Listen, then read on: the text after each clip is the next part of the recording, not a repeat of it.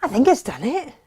Lots of button pressing. Yeah. Keep pressing it. I heard little voice go, live. Live, quick, press the buttons. Good morning, how are you? Welcome to Natasha Makes. It's not me making today, it's lovely Jane. Good morning, Happy New Year. It is New Year indeed. Oh gosh. How, yeah. Don't know really. It'll be gone in a flash like the last one, I expect. There's not a lot I can say really to that, is there? It's absolutely insane. So welcome anyway, lovely to have your company today. We have got the very last instalment of Jane's Block of the Month. Here it is in its entirety, looking absolutely fabulous. Thank you. Oh, it's so exciting. So last month we meandered. We did. With the migrating geese. Yes, we did. Gemma, bless her. My geese are meandering. No, they're migrating, Gem. That's what they're doing. No, mine are not doing that. Yes, they are. Now, just a little show and tell from yesterday. I finished this off after the show. Stunning. I rather like it. So it's bigger than I thought it was going to be, you know. I'm not tall enough. I've stand on tippy toes to keep level with you. There you go. I'll bring it down. So it is bigger than I thought it was going to be. It's lovely. It's so snuggly. It is. If you haven't got this yet, you need to get it in your stash ASAP. This could be double the size if you bought a layer cake and cut them up into little 5-inch squares. Yeah. And that would be lovely. It would be gorgeous. That would be a proper sofa snuggle job. Absolutely. For two, not just one. Yeah. That might do one of you. Lovely for a children's quilt. It's, yeah, because it's so snuggly. Yes. So this is made of flannel. We had a flannel and flan show yesterday. Someone said that we sound like a comedy duo, me and Gemma, but I can think of better names, if I'm entirely honest, other than that. But no, I think that would also be the one that the cats would sit on, if I'm honest. Yes, they would love that. They would gravitate massively. Yeah. For those of you that haven't ever had your hands on flannel before, it feels like brushed cotton. It's basically like suede, but at a quilting weight cotton, but feels like suede. It's beautiful Just fabric beautiful. to work with. Just beautiful. So that's that. And we have got, we'll show you that in a minute. Now, Gemma, it's a proper show and tell, isn't it, this morning, Jane? Because I'm loving this so much. Gemma has basically she's done the pattern. She's pattern tested for me. Yeah. She's gone through the instructions, made sure everything is right, in the right order, makes sense, that all the measurements work. And she's made her own quilt. So she did these to suit her own home colours. That's what happened, wasn't it? Yes. It was like, I just wanted to do it. She bought a swatch of fabric in that she's got in her lounge, and she said, can we match the colours to this? So we went through and we put a bundle together for her, and she went off and started. Do you know what I love about this? Because when she did it, she's like, I don't want expensive fabrics because it'll go wrong. But it's just come out so beautifully. She's done a brilliant job. She's done a really lovely job, to the extent that we have put this bundle up. So if you want this colourway, if you're going to make it again, then if you want this colourway, we just think it's gorgeous. It's lovely teals and blues. And greens and a soft grey in there. It's just lovely. Beautiful. Oh, it's the Baltic, isn't it? No, there is a green. No, there is. Yeah, really lovely. And so Jane took a photo of it hanging up, and Gemma just sent a message saying, did I make that? Yeah, yes, you did. Yeah, you really did. You clever old stick. Super proud. Ah. I've called it PT's Plains. PT's Plains. Yes. There you go. It's on the website, PT's Plains. That's what you need to look out at. The other thing that you need to look out at today, I'm going to shout about it throughout the show, is when you shop with us, if you spend £50 or more, take £5 off. Have that on us today. Nice. Yeah, well, we're revving up for birthday, you see. Yes. So, let's see who's with us, Jane, shall we? Yes. Who is here? I need to turn my volume down because I've been listening to stuff on my phone. Sometimes I have a little dance when I'm here on my own, not gonna lie. No, I come in some mornings, the music's on. I might have a little jig. No one's looking. yeah, why not? Heather Butch says, Happy New Year, lovely ladies. The Christmas wreath coming down today, it was very successful. Oh yes, of course, the Christmas wreaths, they were lovely. They were beautiful, yeah. Laurie, your 12 days of Christmas that went missing is being put together as we speak. Gaina's in today and she did all of the 12 days of Christmas. So she's like, yes, I'm on it. Morning Steph, morning Claire, morning Susan, morning Jan, morning Heather. Oh gosh, sound issues again. We don't change the sound from show to show, do we? No. So it's very, very strange. I think it's down to personal settings or the fact that I'm under there today. Yeah. If I just And I know that my voice is quieter because it's a lower tone to yours. Yeah. So I probably sound quiet even though I feel like I'm speaking quite loudly. Oh, more. Who else have we got? Hang on. We've got Lisa, we've got Kirsty, we've got Vicky, good morning, we've got Jane, and we've got Steph, and we've got, Vicky, who sent us all the amazing cakes and stuff. Oh, yes, thank you, Vicky. She says, that's amazing, Gemma. Yeah, This is Gemma who says she can't sew, by the way. Yes. Yeah, that one. Rubbish. Yeah. She did a really good job. She's not rubbish. It's rubbish that she can't sew. It's rubbish that she says that she For can't clarity's sew. sake, before She's we really good Yes. at it. And you've helped her as well, which is great. She's learnt. Yeah. Good morning, Ali B. And Happy New Year from a snow-scattered Rushton. We had snow. Did you? Yes. Yeah, And then because you're a bit froze, up that which way. was really nice to walk on this morning in the dark. No. Lost the back end of my car coming up the Did country you? lanes. Yeah. Did you? Did you find it again? Yeah. Came parallel to the road instead of straight on. Wow. That's not okay. No. Not Please on be the canal careful. bridge either. It's not the best place to lose the back end of your car. Just go around the bend. I went, oh no, like that, and my stomach went woo. Yeah, no, it does. It really does, doesn't it? I was like, okay, fine. I did that on the gyrator. All in right now, Stratford. breathe. Yeah. You really have to, don't you? Yeah. Well, I'm glad you made it here in one piece because that sort of fine. stuff scares them days, had me. Okay. Morning, Karen. She says, morning, Jane, Tash, and the team. PT, your quilt is fabulous. Karen, thank you for your Christmas card, by the way. It arrived during Christmas while we weren't here. Oh, But we've opened it and it's lovely. beautiful. We've had a isn't few, it? yeah, and we've had lots of lovely Look at that, cards that's and a things. beautiful deck of cards. Bridget, good morning. She's looking forward to finishing her quilt. Oh, look, it's homework up to date so far. Oh, gold star. Because I'm not. Are you not? Have you still got geese that need to meander? I've still got a meandering border to finish. Morning, Sue. Morning, Diane. And morning, Barbara and Brenda. And I'm going to say Lane. Liane. Yeah. I've never seen it spelled that way, but I like it. Yeah. Morning, Helen and Laurie. Good morning. Oh, Karen is de-Christmasing the house. I mean, that takes you about 3 days to put up, doesn't it, Karen? The house is looking very boring by the end of the day. It does look so empty, doesn't it? And suddenly very big once you take your decorations down. It's quite sad, I think. Morning, Tracy. Morning, Joy. And morning, Pat. Right. Let's have a quick look at the Half Metre Heavens that go live tonight. So for those of you that are new, or for those of you that have just forgotten, Half Metre Heavens are a half metre of a pattern fabric and then a half metre of a plain. They match, we think, really well because we put them together. Because we know that you can't, it's really hard, isn't it, to do colour combos on a screen. Yes, because Very difficult to do.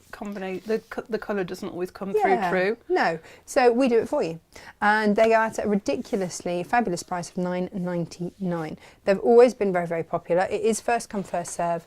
There are some on the website if you want to rummage through past ones. There's the odd one here and there left, isn't there? Yeah. But let us go over the head. Oh no, you see they've changed which one's which and it's very, very confusing for me. This is a Brandon Mabley one. Tickle my fancy. Yes. Certainly do. I've got it in 2 different colourways. So I've got it with lime or I've got it in the grey with, and I want to say that is bright pink. Yes, it is. And the 4 look rather nice together. Well, do you know, it's not a coincidence, Jane. No, I I'm didn't think it would be. Just going to say, not a coincidence. Got my labels so I know how many I've got of everything. Right, okay, I only have 4 of the sea urchins left and then it's gone, done, that's your lot. Oh, I love to see it. I know, me too. They're rather fabulous. I have got 3 of them on a Half Metre Heaven Plus with the grunge, Moda grunge. Mm-hmm. Love it with the Moda grunge. It just picks out all the different does. detailing in there. So I've only got 4 of those left. No, 3. 3 of those, 4 of those. And they all look rather fabulous together. It's another one, isn't it, where you just go... Pink and purple and orange. Yes. Nice. Yes. So we've got those. And then we've got Petunia with Amethyst. Again, this is another Philip Jacobs, rather fabulous one for the K Facet Collective. And this is just there to just lift and lighten a little bit, I think. Beautiful. Beautiful, beautiful, beautiful. And then, we've only got 2 of these left and they're gone. Yeah, I know. This is Kaif's Lotus Leaf in wine. Ooh, but we've picked out the lime. Colour. Yeah. Just pops that bright pink. I know, Inga This did colour say goes this morning. whoosh, doesn't it? She said, it's very bright. I went, that's what Kaif does, Inga. She said, I know, but it's very bright. It's very early for very bright. It's like, yes, but it's fabulous. Now this is the last that we've got of the Rose and Hydrangea Hot. Again, now previously beautifully we'd done colours. this with lime to pick out those, but actually we've done it with apple this time, and it absolutely is that colour. Yeah, through and again there. it shoots the pinks, doesn't it? Pops Yeah. them. For some reason, no matter what we do with our light box, and this is when lots of people send me lots of lovely advice on how to use the light box, that still doesn't photograph true. I don't know if it's because it's next to the pinks or what happens, but it just never looks as good when it's No, photographed. because it's a beautiful fresh So green. just look at it there, Zingy. realise it's exactly the same green there, and that it's perfect. That's all you need to know. And I've only got like 3 or 4 of those, not very many.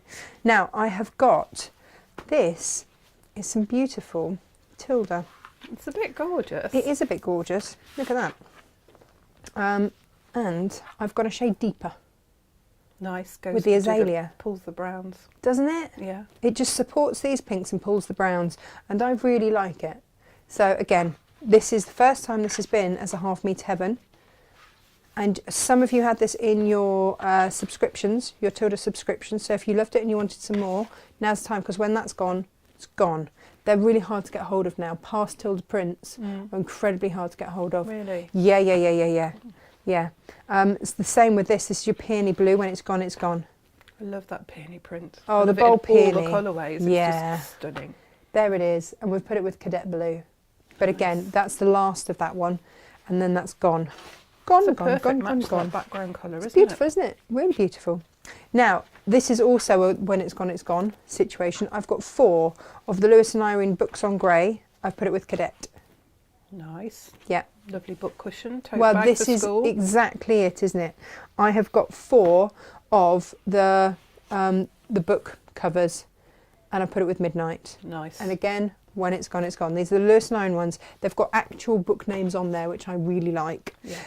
This is it in tan, and sepia. That's a nice colourway. It's lovely, isn't it? Yeah. Bit oldie worldy, Yes. but neutral Yeah. for anyone's house that's a bit more neutral. And then, if you want the words, well, it's actually called text on cream.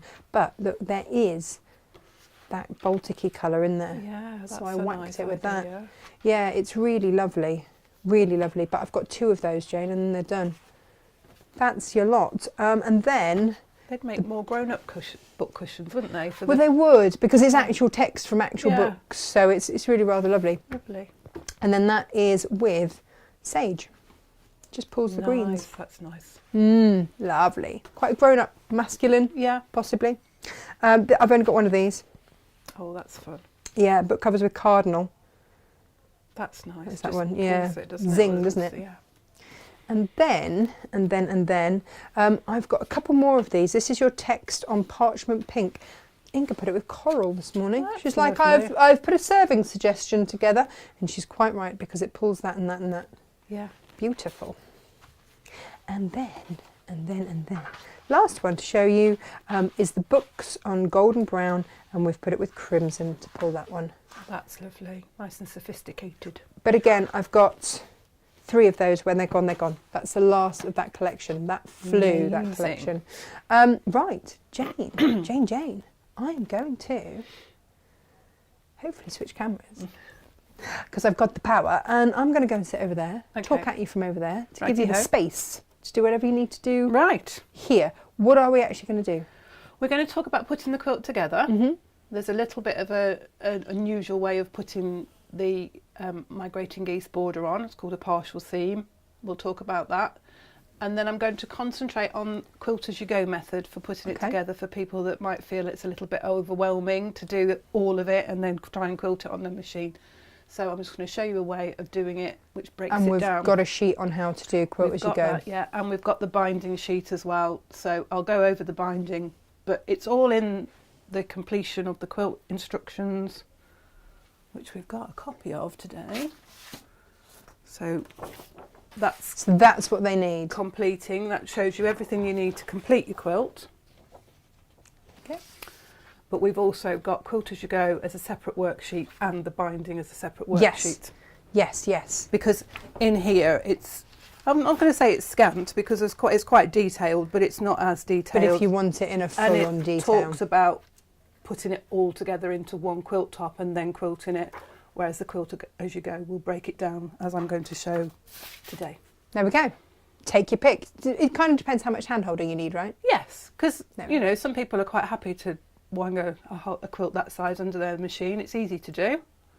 It's not hard. But if it's your first quilt, you might feel a bit overwhelmed by it. All right. I'm going to skedaddle then. Okay. Out of here and let you have the floor. What have we got to have a look at? Oh yeah, let me move those out. There we go. Those that way. Yeah. We've got the finishing kits for the 5 colourways that we do. So you've got enough in these kits to finish off your borders. You've done your migrating geese border in the last kit. That was the kit block 7, I think, in effect. No, not 7. Block 10, I think it was. I don't know. 7 blocks? Lost track. How many? What are we on? What's my name? It was the last block we did was migrating geese. And that was for your border. What you've got here is the rest of your border fabric. So that's your border fabric. You've then got a fat eighth of fabric for your cornerstones, which is plenty more than you need. And then your binding fabric. And you've got that's the red colourway. This is the zesty colourway. You've got another bit of sparkle blender there with your binding and your cornerstones, and then we've got the teal colourway, which is the one I demonstrated with your borders, your binding and your cornerstones, and then the blue, lovely powder blue plain. The border matches the background of the migrating geese border that we did, so it sort of frames the whole quilt. And then your binding is the deepest colour of the bundles that we put together for the blocks, so that pulls it all together. And then your cornerstones are the ones that we've used mostly in all of the blocks, well, the centre block and the corner blocks. Oh, hang on. Which one's Jane to show us? It's this colour. Well, it's not this colour because this is a different fabric, but it's these cornerstones here and the ones on the edge, and it takes it through. So that it follows it through. So it sort of pulls it all together and matches it. There has been some thought in the colour placement, honestly. Perfect. Of course there has. We do not. And then doubt you've got this. your instructions there, which show you all about how you put it together. And what Josh has done, bless him, I've been trying to work out how to do this, and Josh has managed to do it for me. We've placed the picture of the centre of the quilt. Do you want to go on a close-up, Jane? Yeah. There we go, and then you can show everyone. Without the borders. So you can see how each block is broken down and put on, and Josh has put over the top which block number it is. So I felt that really breaks down the quilt top for you, so you can really see how that goes together. So it's sort of like, it's a nice referral image, helps you with your placement. You don't have to do it this way, you can change it around if you wanted to. It's your quilt, have a look at it, place it on the floor, and then maybe twist these ones round the other way so that they go that way, and see what it does. Take a photo of it, that's what really helps me. I'm all for encouraging people to just, make it yours. Turn things around, move the blocks into different positions and see how it works for you. Because I think that's part of the learning process as well, by looking at a block and twisting it and you see something else completely. So that's quite a nice thing to have. Okay, so let's have a go at putting this together, shall we? Have a go? Let's have a go. It's not like it's your first rodeo, Jane. No, it isn't. It isn't. In the instructions, I talk about putting the blocks together, and it's a 9 patch basically in the middle of the quilt. It's 9 blocks. So you would sew 3 blocks together in rows. On my variation, making sure that the 4 patch blocks go into a diagonal in towards the middle, with the darker one on the outside. Again, play with it, see whether you like it better with the darker one facing towards the middle. To your quilt, just, you know, put them out on the bed or on the floor or on your table and just have a play with them. Turn them around, twist them, see how they look for you. It's your quilt, you can do what you like with it. So I have got the row here that is the centre row. So that's my middle block, which is block 6. And then I've got block 3 and block 5 there. And you will join those together. Now, what you've got is you've got reference points here with your framing around block 6 and block 3. And you can line those up. And quite often what will happen is you'll be able to nestle your seams. And I suggest when you're sewing this row together that you just pop a pin in along your seam in the corners, just so that you've got them lined up here and here. Sometimes they nestle, sometimes they don't. If you're able to and you want to, you can always twist the seams to make them nestle. Do you repress when you do that, or do you just twiddle the tops? Sometimes I just twiddle them. Yeah. I tend not to press it until I've got it all together. I press the blocks as I go. Yeah, but if you have to twiddle the seams at the top to make them nest, do you repress that seam? Depending on how it affects the rest of the quilt. If it's a seam like this one is a whole seam here, so if I wanted to twiddle that there, then I would try and press the whole seam back. But like on these ones where I've done the twiddle in the middle, pressing that one back isn't going to affect anything else. Okay. So that's fine, and you could just finger press that one back. Okay, all right, good to know. But it's always worth having a look at how it affects the whole block as well, because if I press that seam the opposite way, I've got quite a lot of bulk going on here. Pressing it this way reduced the bulk in the seam, so maybe pressing it back wouldn't be beneficial. So pinning it is probably the better way of going, and just lining them up with your pins. You'll get a feel of it as you're working with your blocks and your quilts. You do get a feel of how it goes together, and it does help. So I'm going to just seam that now with a 1/4 inch seam. Now what I have got here, I've got reference points. We probably can't see it if we go close up. Sure. You probably still won't be able to see it, but it'll give us a better. But we'll have given it a good go. You've got where your seams runs across there and across there. You've got like an X, if you like. So you want to be sure that your seam that you're doing to join the blocks runs inside the cross there, just above it, so that when you press it open you don't lose the point of your block or your patch. And the same here with the triangle, there's a sort of cross there, that seam goes up and this one goes across, and so I can see the point on that seam there. You can't really see it on the camera, but when you're pinning your blocks together you'll be able to see it more clearly. This one I can't see it because the seam's pressed that way. The seams nestle on this one, but what I can do is I can just fold it back, and what I quite often do is I make sure that the pin comes out at the point that would be on that side, so that when I'm sewing I know that I need to sort of, I'll not hit the pin obviously, I'll move the pin out the way, but that's where I'm aiming my needle to come towards, because that's not going to go over the point of the... Obviously if it's going to make your seam very scant, then you know you can sacrifice your point, and in overall scheme of things you probably wouldn't notice a little bit of the point of your triangle disappearing. No, I mean there's so much to look at within that quilt, isn't there? If Yes. someone looks at one tiny bit, This is it. then you know really get a life. Yeah. You just say, oh, you. We're If at that somebody stage, looks at your Jane. quilt and says, "Oh, you've sewn over the point now," you just say, "All right, here, have a biscuit, you've won," because you've noticed the mistake in it.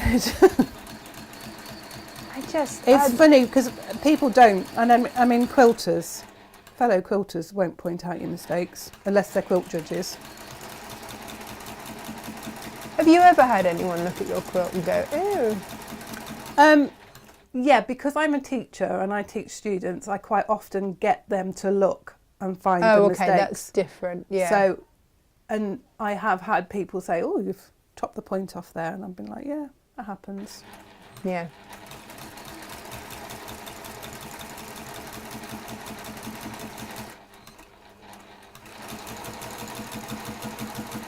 But as I say, unless you're going to be putting it in for a competition, I wouldn't worry too much about it. I just don't. I just don't even notice it.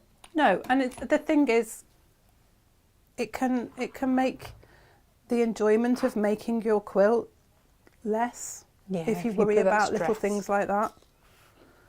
And the thing is, as you do your quilt and as you do the processes and you've learned different techniques and things, as you do it more and more, you get more accurate and you have less opportunities for losing the ends of your. But it is just one of those things. You have to actually do it to get better at it. Yes, yeah. It's like everything, isn't it? Practice makes perfect. So we're just sewing that other one into a row of 3. So I'm placing the block on the other side, and again I'm just using those pointers to line up my seams in those corners.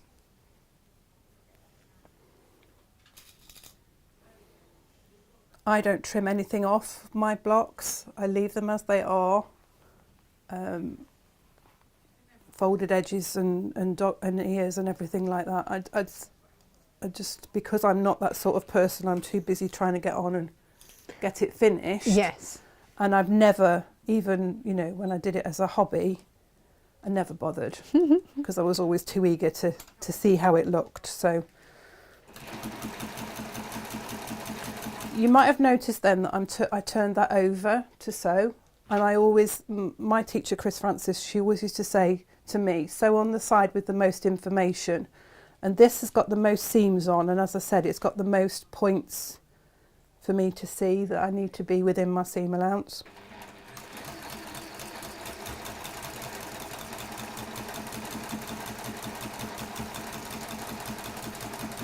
Yeah, that is a really good point, isn't it? Yeah. It just makes total sense.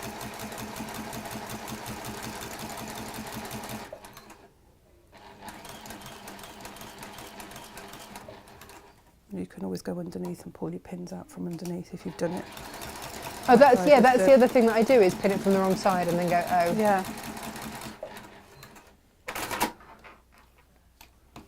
So that's your 3 blocks together. You will do your top and your bottom row, and you would join the 3 rows together. Yeah. As in a 9-patch block, really. And again, pressing your seams, you would probably want to press the 2 top rows with the seams of the blocks in towards the middle block, and then this one, because you've got less seams on this side, press those ones out towards the side blocks. And again, when you put your rows together, then you've got this opportunity to nest your seams here, because the seam will be going in on the top and the bottom, and out here. And again, it's just another way of a reference to keep everything lined up and going nicely together. So Jane, with this, if we are buying our backing and everything else, what do we actually need? So if you're going to use the wadding, you can decide which you'd like to have. I love the 80-20 wadding because it's got less shrinkage and it's nice and warm. You could use the polyester that we've got. They're wide enough for you to have 1.5 meters because we sell it by the 1/2 meter. So 1.5 meters would be plenty enough, and you'd have a little bit extra.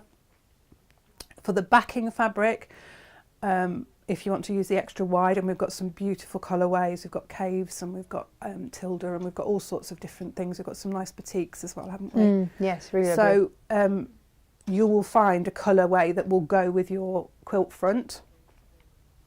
You would need a metre and a half of the extra wide, and again you'd have more than enough, so you'd have fabric left over to make some cushions or use for the backing of a table runner or whatever. If you're going to use ordinary fabric, i.e. normal width fabric, you'd need 3 metres of that, because you need to join it. So you would cut 2 1.5 metre widths, trim your selvage off, and then where the selvage is join it together, so selvage sides together. And so do we know which planes would work with which colour bundle? Well, we've got some lovely blues, haven't we? We've got lots of colours that would go, and I mean we've got some planes that would work within the purple. We've got some nice purples, imperial and purple, which are deep colours, but we've got like lilac and amethyst and lavender, which would work equally as well. And like the teals, we've got the teal and we've got jade. They look lovely on the back. So we've got some lovely planes that would work. And they are your fabrics cut to order. They're probably your least expensive option, aren't they? Or the calico, because we've got the extra wide calico. Yeah. It just doesn't feel as lovely, does it? And it's not as soft, and it can be quite harsh. But if you're going to make this quilt to hang on the wall, calico's ideal. One. Well, if you change your mind though. Yes. That's the only trouble. Yeah. Calico is a bit rougher. Yeah. You've got to really know it's going to be up there, haven't you? Yes. And I don't know, but we might have some, after we've done the kits, there might be some of the fabrics that were in the kits that might be available. Talk to Gemma about that, so we might be able to have those as anything that we have left over like that will go up to sell by the half metre. Yeah. Yeah. So there's always that option as well of buying something that's actually already within your quilt to have on the back, which is quite nice. And I always quite like to have a patterned fabric on the back because it's quite forgiving. Yes. Hides any, quilting errors. Not that there will be any, but you know what I mean. So that's backing and wadding. If you're going to make your whole quilt, once you've got the 3 rows together, you've got a square, so you're going to then cut. Now these are 12-inch blocks, so this would be finished at 36.5 inches. I recommend that you measure it before you go gung-ho and cut your strips to 36.5 and then find it is a little bit short. If it's too long, that's fine, you can trim it down, but it's quite heartbreaking if you cut it and then, because I wrote in the instructions the measurements, and I think we left it at 36.5 for these ones, but once we'd put the migrating geese border on, because you've got a lot of triangles with biased edges, it might have stretched slightly. Okay. So definitely after you've put your migrating geese border on, measure it and cut to the size, because there's nothing worse if you've cut something and it comes out too short. So what you will do, and under here I've got strips and all sorts going on somewhere. I'm just going to put those down there. Oh, Ali says that's a nasty burn on the back of your hand, Natasha. Yes, a pan of fat. What can I say? Just silly things. It's so easy to do, and it just takes a split second, and before you know it, you've had quite a nasty. Yeah, do you know what it was? Is that Stephen had tried to help, and he'd put the oil in ready for the potatoes. I didn't realise. Took the pan out of the oven, and just shot fat everywhere. Oh dear. Everywhere. Now, what have we got here? We have got, Tracy's saying the quilt on the wall is fabulous, it's gorgeous. That's what we've been doing for the last however many months.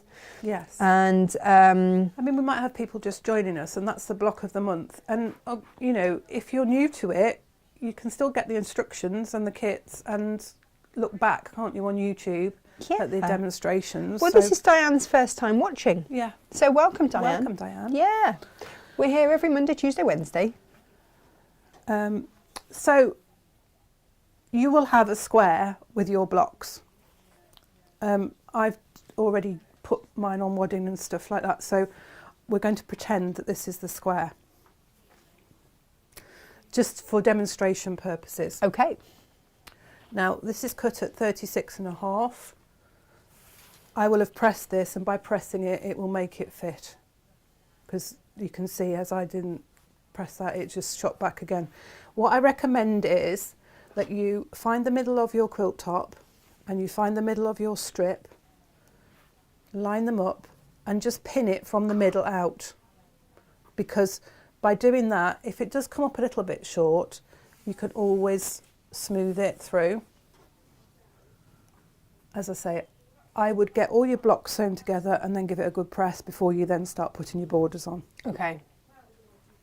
So you'll put your top and bottom border on, like so, and then your side borders, you're going to attach a square at each end. Right, got it. Yeah. Now, when you put your top border on, you will press it away from the blocks, so your seam will be facing that way. So for your little squares, press the seam towards the strip. Okay. So that the seam faces that way, so that when you put that on the corner there, again, you can nestle your seams, because that seam will be facing that way and this one will be facing this way. And that, again, is another point of reference to just make sure everything lines up nicely. So that one will sit like so in the corner. And we are pretending that this is the top of the quilt. Is this are these the meanderings? Yeah. Oh, no. The actual top, there's a top one above the meandering. Yes. Yes. So then we put the meandering geese border on. Now this is where you might get to the point and you might think, oh my goodness, Jane, what on earth are you talking about? Mm-mm. Just go with it as the instructions, because it will work. Now, in the instructions, I say to line your border up so that the edge of your meandering geese border lines up with the right hand side. Now this is like working backwards as to you would normally do it. Yeah. We okay? Is Gemma all right? Inga was asking if either of you needed a drink, and I thought I'd very subtly ask a question. I'm okay, I've got mine, thank you. No. We're all good, thanks, We're Jem. okay. Thanks, Gemma. Looking stunning. So you line it up with the right hand side. Yeah. Because we're so used to starting at the left and working to the right. Yes. But we still are going to start on the left and work to the right. But for lining it up to start with, you're lining it up on the right hand side. Okay. You will then take about 6 inches and pin your quilt to your border there, leaving that edge loose. Right. Okay, you'll sew that down to the end. I recommend you pin it quite heavily to get your border on. So when you've got it sewn on, you'll have this bit here loose. Okay. So then you take your next strip, your next meandering geese border, and you just then line that up with that top corner on the right hand side all the way down to the bottom of your strip that'll be at the bottom of your quilt here. So it'll come lined up there. And then you'll press that away and you'll line up the next border with the edge of this one at the bottom and go across the bottom and do the same. And it's a bit like a log cabin effect. Okay. But it's a partial seam. So when you get up to the top here, on this side, your seam, your border, should stop there. So your border will line up with the top of this one here and the bottom down there. Okay. And then this is where you've got this bit that's loose. So you then take that back, you'll fold this back down, and it should line up with this edge here, and you'll just carry on that seam to join up with where you started. Clever. So that frames the whole quilt then, giving you that sort of log cabin-y effect. Very nice. So once you've done that, that's where you then need to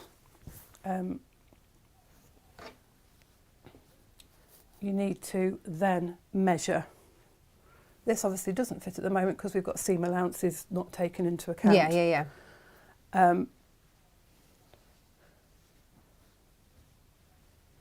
So once you've done that, measure the width of it. You'll have cut 9 of these strips, width of fabric strips, 4 of them for this inner border, and then you've got 5 left.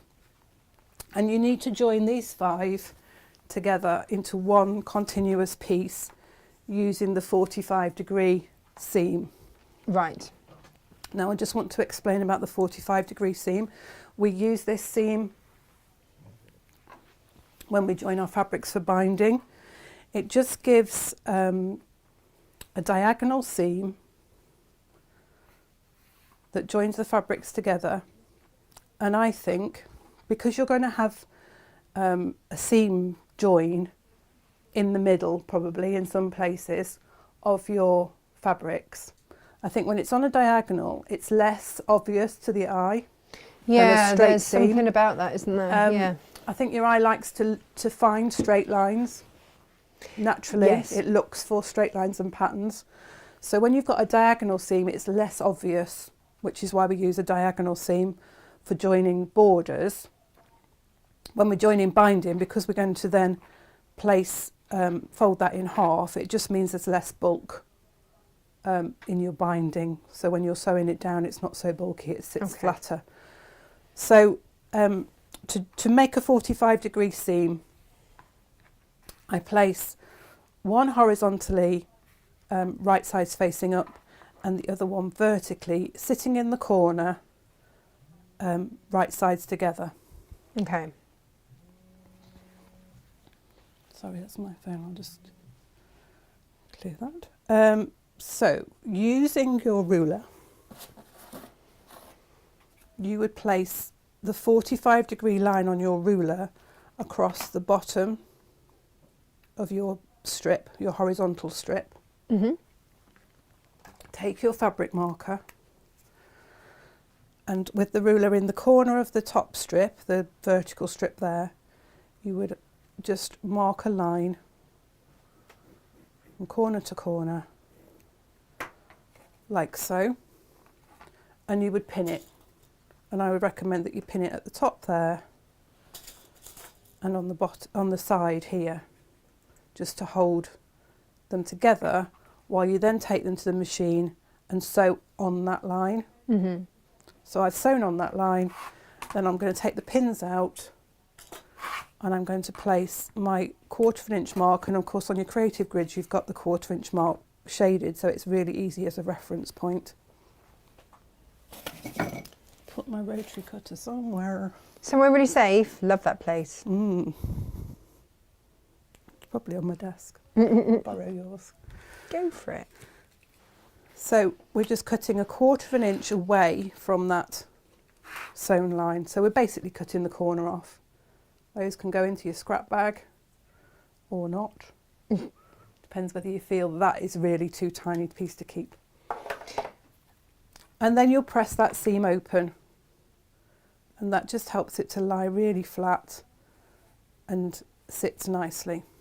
So once you've got those 5 strips joined together and you've measured then how wide your quilt is with your migrating geese borders on, cut 4 strips again exactly the same size, because it's a square quilt. Right. And you will add, again like we did here, you'll add one to the top and to the bottom, and then to the 2 side ones you're going to add your cornerstone squares again.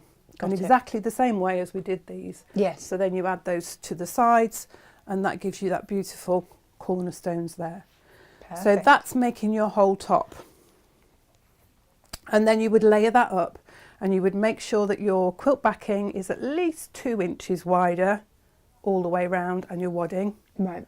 If you're going to take it to the long arm quilter, they like at least 4 inches either side for holding it onto their frame. And 1.5 meters of the 80/20 would do that. Yeah, because your quilt's coming out at 50, so that's going to give you a good 5 inches all the way around. Yeah. Now, if you were lucky enough at Christmas to have your Little House gift cards, Yes. then you've got money there for somebody else to quilt it. Yeah. And that's fine. You can still buy those for yourself. You don't have to gift them to anyone No. else. So that You means might have that been you've got gifted credit. some money for Yeah, Christmas, yeah, mightn't yeah. you? And you might want to use it for that purpose. So that would mean that you'd have credit with lovely Amanda, who comes in here. Yes. And she, oh gosh, she does quite a lot of our quilts because we just run out Yes. of time, don't we? And she does it beautifully. And She when you've got really a big does. quilt top, or if it's your first quilt and you're a little bit overwhelmed by the thought of then quilting it, because I know when I made my first quilt, I couldn't think, one, how to quilt it, Yes. and I hadn't done any quilting before, so I didn't want to ruin it. It's And catch-22, isn't yeah. it? The only way to get better is to do it, Yes, but maybe practice but- on something smaller. Yeah. Mhm. So I took my very first quilt to the Long Arm Quilters to do for me, and I love it. That quilt is still on our sofa. Oh, that's fab. So yeah, you know, if it does feel overwhelming, take it to a professional and get them Yeah. to do it for you, and Amanda will quilt it beautifully for Because you. this is what I forget.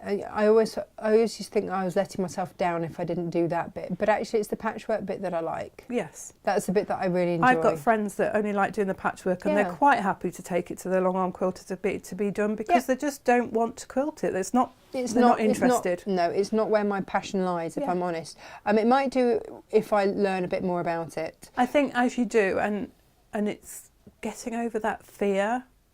I think there's a lot out there about perfection, Rubbish. and Just let you it go be. to quilt shows and you see top level quilters who've done absolutely amazing work, but they've all started somewhere, and they'll quite openly say to you, well, you ought to see my first one. Yeah. You know. Yeah, my cupboard is stuffed full of Yeah. of the ones that aren't this. And the other thing is, if you are worried about quilting it, taking it to Long Arm Quilters gets it finished, because there's nothing worse than just thinking, Oh, I've yeah. made the top now, I'll just stick it in a bag and put it in the cupboard. Now, Because what's just- the use of that? That's not going to keep anybody warm or happy, is it? No, and just to clarify, the long arm quilter will quilt it. They won't bind it as well. No. So you will They then may have it back to attach- bind. They may attach your binding to the front if you ask them. That's an additional. Not all Long Arm Quilters do that, but So- Amanda will. Right, it's additional option. But you would still have to hand stitch it onto the back. Okay. Bridget would like to know what backing is on the wall quilt, please. I think we pieced it out No, of it's a stuff that we patched had one. left. Because this is it. It's well, a lot this of is what fabric. you can do. So, you yeah. know. There's a bit of cafe on there and a little bit of something else. Oh, there was a mode of paisley, wasn't Yeah. there, that we had? So I made a patched one, which again you can do. You can use up all your scraps and make a patched one. And if I'm going to show you now how to do the quilt as you go, that's done in patches. Yeah. So you could use a different fabric on the back of each of those. Wow. Yeah. And then you've got a fabulous. different quilt completely on the back. Lo would like to know what she's missed. She said, any naked Tom Hardys? Not that would share. No, Not that would sorry, share. if he'd been in No. here, It'd have been mobbed. cameras would be off by now. Oh, my goodness me. So let's talk about quiltage. Well, let's finish talking about when you've made the full quilt. So you've got your backing fabric and your wadding. You will need a big space, obviously, to work on, and I work on the floor. Now I know that's not always ideal for everybody. There's quite a few YouTube videos out there about using pool noodles, you know, the floats, Oh, pool yes. floats, and like winding them up together and spreading it, and then pinning it together in segments and then unrolling it, a bit like they do wow. on a long arm one. Yeah. It's quite a useful thing to do, but I use the floor, and I tape my backing down. So I use masking tape and I tape it to the floor, and I start on the side. Could you use washi tape, Jane? You could use washi tape. It's quite narrow though, isn't it? So you might not get the hold on it. Right. But I use the extra wide masking tape that you can get from your DIY store. And I tape it from the middle of the side, not the corners, because if you tape it corner to corner, it's going to stretch because it's Yeah. on the bias. So I'll tape it north, south, east and west, and then I work from the middle, smoothing it out. And you want your backing taut, but you don't want it tight. Right. So no So wrinkles take up the in it. slack. Yeah, no wrinkles in it. Right. And then I work from the middle out towards the corners on the sides and then along the top and the bottom. Once I've got that taped down, I then put the wadding on the top, and I don't tape the wadding down or anything like that, but I make sure that it's all smooth, no lumps, no wrinkles, lying flat on top of the backing. Right. The backing obviously is right sides of the fabric facing down, so wrong side facing up. And then I put my quilt top on top of the wadding, making sure that there's a good border of wadding all the way round. Because what will happen is, and what can happen is, when you're quilting it, it can pull in at the side. So you want Right. that extra bit of wadding. I use the quilter's pins. I did put those in. Jane, how big is each block, by the way? Jenny would like to know. 12 inches. They are 12 finished. So finished, so 12 12 and a half-ish before you put them together. I use the curved safety pins to put mine together. You can tack it with big tacking stitches, start from the middle, work out. I use the curved safety pins. These are brilliant because they go into your fabric, and as you push it in, you just rock it backwards. So you don't have to lift the fabrics up. They They're the keep everything ones flattened together. that look like they've been sat on. Yes. They're the ones that look like they need to be They call, thrown some away. people call them banana pins. Should we go close up on them? Oh, yeah, sure. So you can see they're curved. So when you put them into the fabric, you just rock it backwards and it pops out. So you're not having to lift up the fabrics. It keeps all 3 layers together. And again, you would start from the middle of your quilt, pushing the fabric away. You use your hand a bit like an iron. And you want to about a palm's width apart. Thanks, Jem. Before you put the next one in. So you'd have one in there, through the 3 layers, and one in there, and working your way. And again, I work from the middle, north, south, east, west first, and once I've got that cross shape in, I'll then work from the middle outwards.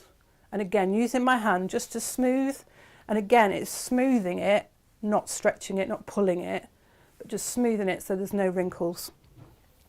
And once I've got it all pinned, then I can take it to the machine and start quilting. For a quilt this size, I wouldn't use quilt basting because by the time you've got through about a third of it, it will start to come apart. Right. It doesn't hold it long enough. Okay. Quilt bases are great for like table runners this size or cushion tops because that's enough to hold it while you quilt it. But I think pinning it or tacking it is the best way to go. Okay. And All you can use those micro stitch tools as well. And they go through and hold the 3 layers together. They're like little, like they're tags that you get in your clothing and they hold them. They're quite good. We've got those, haven't we, here? Micro stitch tools.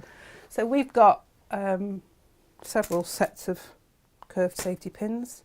There's 2 sizes here, 38 and 27 mil. Oh, yeah. I'd go for the longer, 38. And then you've got a good size pack here, which has got the 38 mil in.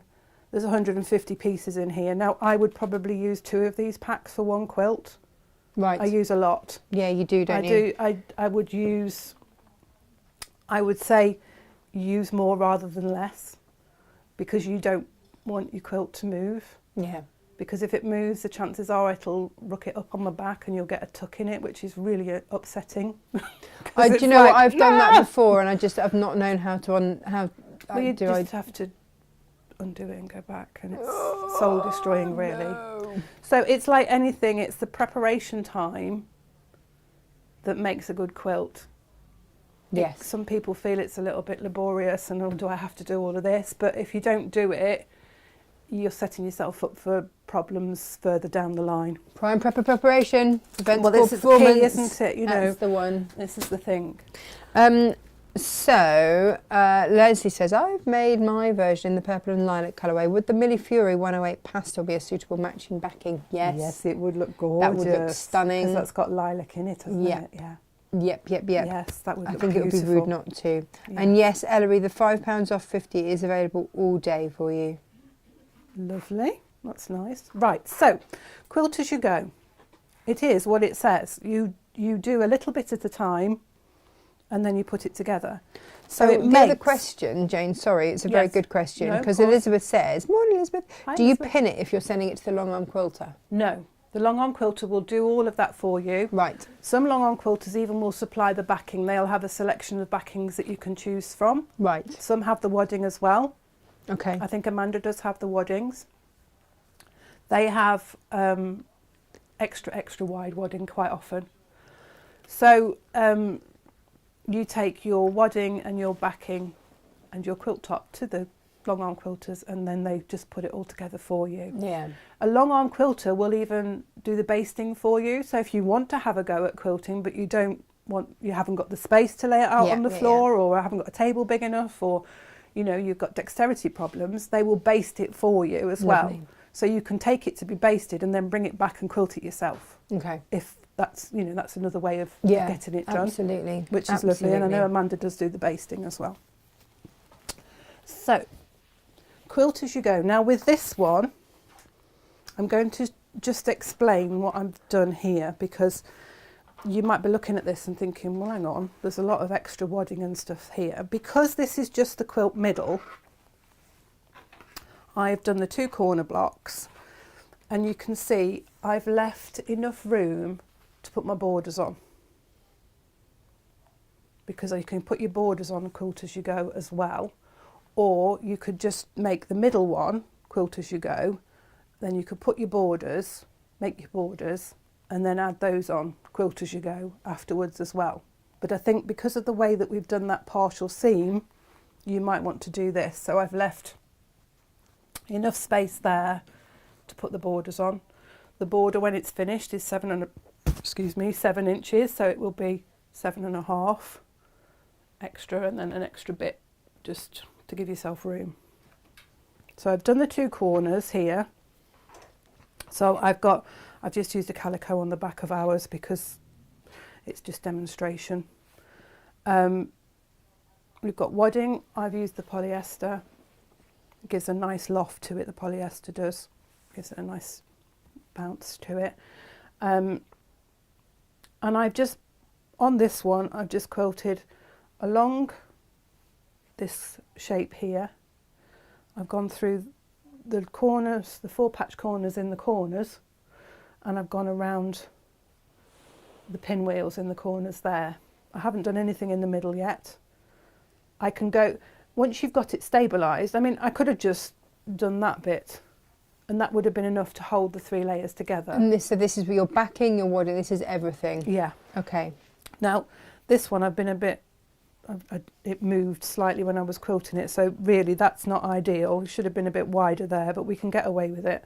As long as we've got a 1/4 inch seam, we'll be fine. But make sure, if you're doing this method, that you leave a good 10 inches around it for your borders. So these are the corners, and you would do 4 like this. And then your middle blocks, you would do like this. So I've got 1 inch top at the bottom and the sides, and then that extra for the borders at the top. So this is the block that's going through the middle. This is the top row, and what would be effectively the bottom row. So for the middle block, the actual middle block, this one, you would just need to make it... Hang on. Sorry, this middle block here. Yeah. You would just need to make your square a square bigger. Do you know what I mean? It would be square, and it would be 1 inch bigger all the way around. Yes. But these so are 14.5. Yeah. So I'm just trying to break it down. And as I say, we have got a worksheet, so it does explain it step by step in the worksheet. So quilting. You've got your 3 layers. You've put them together. Now, there are 2 types of quilting. They're all quilting with your walking foot, which is straight line quilting or gentle curves. And then there's free motion quilting. Okay. Free motion seems to scare a lot of people. Yeah. Why? I think it's because you might feel you're not in control. I mean, that's just life. Yeah. So the walking foot does what it says. It goes on your machine.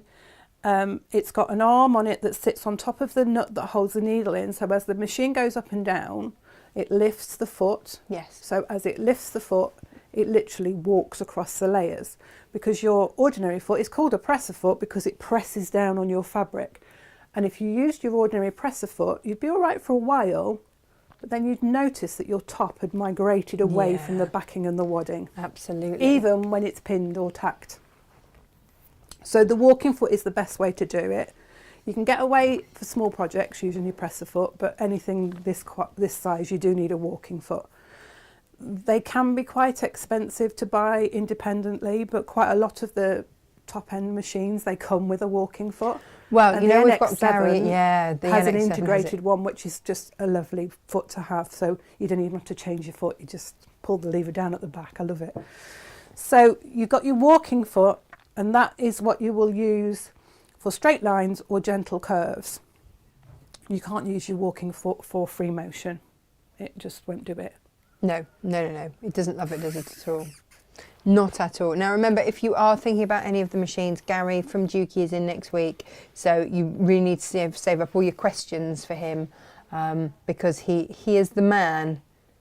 He is the man who knows. He definitely is the man who knows. Just another thing, and I haven't mentioned this in a long time. I know that you pin Yes. everything. I micro stitch. Yes. I love my micro stitch tool. Yeah, and a lot of people do. And Gemma's it's got one as well. Yeah. Yeah, it works just as well, and we sell the micro stitches here. So yeah, if you want to do that, yeah, use your micro stitch. It's just as good.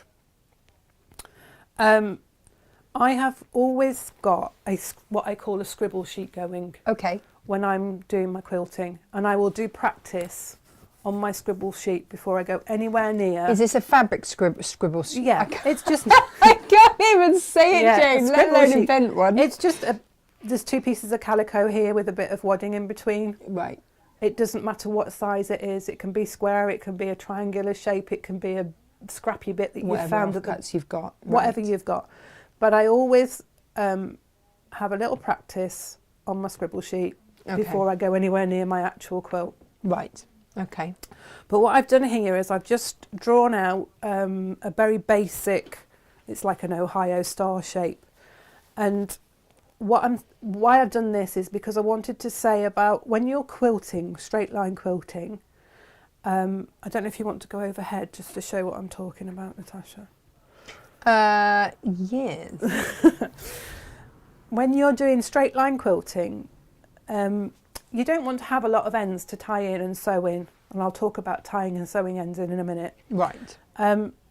You want to look at your quilt, your block, and start at a point and try and do as much quilting as you can before you have to change or stop. Right. So it's always worth just looking at your block and tracing the patchwork through with your finger, Yeah. just to see how much you can do without actually stopping and starting. Okay. So like this is an Ohio star, but you could do a friendship star or any of, I mean this shape here is like the corner units here. So it's always worth just doing a little diagram out, if you like, and I've used water erasable marker there just so that you can see it. But it's always worth, and it's a good practice thing to do as well, practicing your straight line, because quilting in the ditch is when you quilt along the edge of the patchwork here. Mm. So you're basically sewing along the edge of the patches in the ditch of the stitching. Yeah. It's not actually on the line of stitching, it's next to it. So when you put 2 layers of fabric together, you're going to, when one is pressed away, it's going to be slightly higher. I don't know if we can go back to front view and I can probably explain it better. It's going to be slightly higher than the other piece. So what you need to do when you're doing quilt in the ditch is you're aiming on to sew on the flatter piece, you know, from the higher piece. That's your fabric that you've pressed away and folded away. Yes. So you're aiming to sew on the flatter side, the lower side. Right. Using the pressed edge that curves over As the guide. as your guide. So you're not actually Got sewing on the it. thread. Right. You don't really want to sew on the thread because, and this is why I don't press my seams open. Because if I then quilted in the ditch, the chances are that every so often my needle would go through that seam and it would weaken the thread.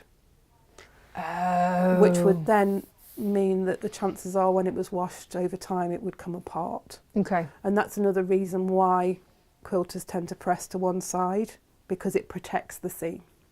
I didn't realise that. Yeah, Oh, that there's makes a good reason, sense. isn't there, for everything? Yeah, I know. So when you're Wealth of knowledge you are. quilting in the ditch, you're quilting on the lower side of the fabric. Sometimes like every rule, there's an exception, isn't there? And sometimes you'll find that the higher one is the one that you want to sew on, and that's fine. You can sew on that one. It gives another effect. But if it's like on this one here, on this one, if I go close up on this one, you can see, because I wanted to quilt on the white, because I'm using white thread. Yeah. This is the higher fabric, this white piece here, but I've actually quilted on top of it because I'm using white thread, so I didn't really want it to show. So that's, every rule there's an exception. Whereas this one, the white again is the higher fabric, but I've gone into the grey and then into the ditch on this one because it's white, and on the white fabric the white stitch doesn't show so much on the grey. So, there's a rule, but every rule is an exception. You don't know what I mean? It's like, don't worry about sticking too hard and fast to it. Overthink it too much. So, quilting with a walking foot is just basically, as I say, either following a line that you may have marked already on your quilt, and if you're going to mark the lines on your quilt, think about what you're going to do with it. So if you're going to use the water erasable, don't get it any near a heat source, and that includes sunlight through the window because it will set it. Hang on, whoa, what? Or if you've got it near a radiator. Sunlight and radiators, will they set it? They will set it. It doesn't need to be. No, it doesn't need to be to be like ironing. No. Height. I know this. Oh no! Don't tell us how you know. So just think about that. So if you're going to use the wash away one, I would recommend that you're going to quilt it and then wash it away more or less straight away. You're not going to do a bit, leave it on the side and then come back to it a couple of days later.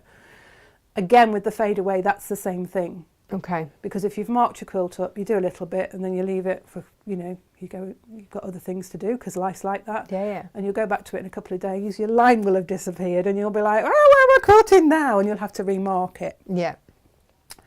And like your chalk markers and things like that, they will brush away. So again, over time, if you're moving it around a lot, you might find that your marks disappear.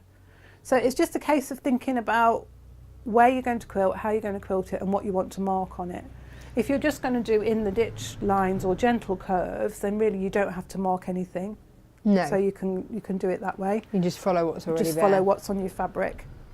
If you're going to mark it, if you're going to do intricate patterns like feathers and things like that, and you're going to mark it on the quilt top before you layer it together. Oh, okay. Because you can put your stencil underneath and it keeps it flat. If you can mark it once you've got it layered together, but you've got like extra movement in your fabric, so you might not get it as accurate as you want. Sonia says, "Thank you, Jane, for your wonderful instructions and explanations with Quilt-as-you-go. I sometimes struggle, especially with the binding." Well, we're getting there. Yeah. I'm probably going to go on and on and on today, so I'm sorry about that. But I think it's important because I think the finishing of your quilt is a whole separate thing to making a quilt top. Yes, it's a whole process in itself. So straight line quilting with your walking foot, as I say, just think about doing as much sewing as you can without having to change your needle, stop and cut your thread. So if you think about where you're going, so you want your stitch length to be a bit longer than normal. Yeah.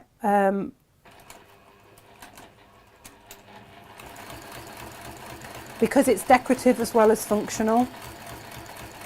And when I'm using the NX7, I have mine on about 3.4, 3.6. Because that's a nice length. It's not too long. It's not going to catch on things and because that's the other thing. Yeah, you don't want a cat claw catching it, do you? My quilt teacher used to call them toe catchers. You get your toe stuck in it. But at the same time, you want to be able to see the stitching because it's part of the process of the quilt. Yeah. You know, it's meant to be seen. And straight line quilting with your walking foot is pretty much like sewing a seam, really. You're just following a line. You don't want to go too fast. Your walking foot doesn't like going too fast. This machine, this mini beast, likes to go fast, and it's a good quilting machine. It's designed to go fast because it only does a straight stitch, and that's just really, you know, that's the whole point of this one. But your everyday computerized one, which you attach the walking foot to, the walking foot doesn't like going fast. No. Your walking foot does not last indefinitely. It will wear out. I was really shocked when I first found it. I know. I was heartbroken when mine broke. I was like, what have I done? But when I went and took it to the dealer, he said, yeah, they don't last forever. And I was like, yeah, fair enough. I suppose if you're doing a lot of quilting, it is eventually going to wear out like everything else.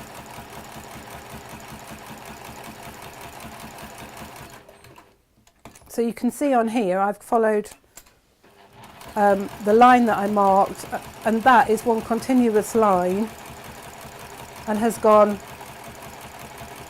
all the way around to define that shape. And I can also quilt all the way around there. You can do gentle curves with your walking foot. It's quite happy to do gentle curves.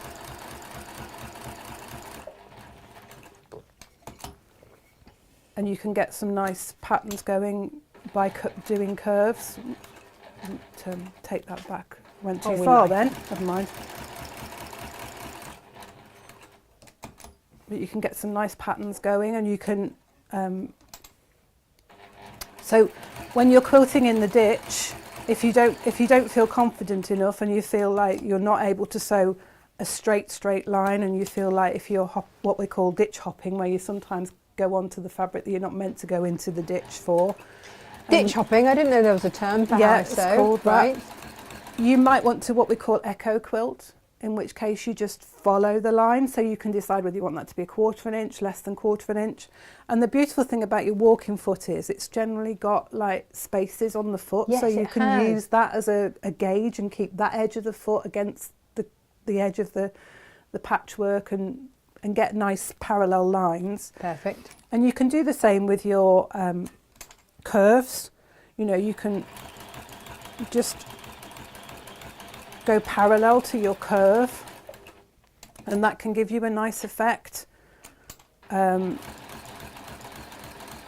I say, your walking foot is quite happy to do curves, and I don't know if you can see what I'm doing, but I'm actually moving the fabric under the foot.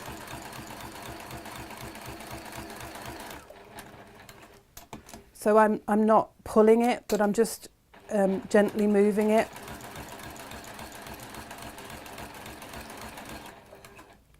You know, and you can do wavy lines.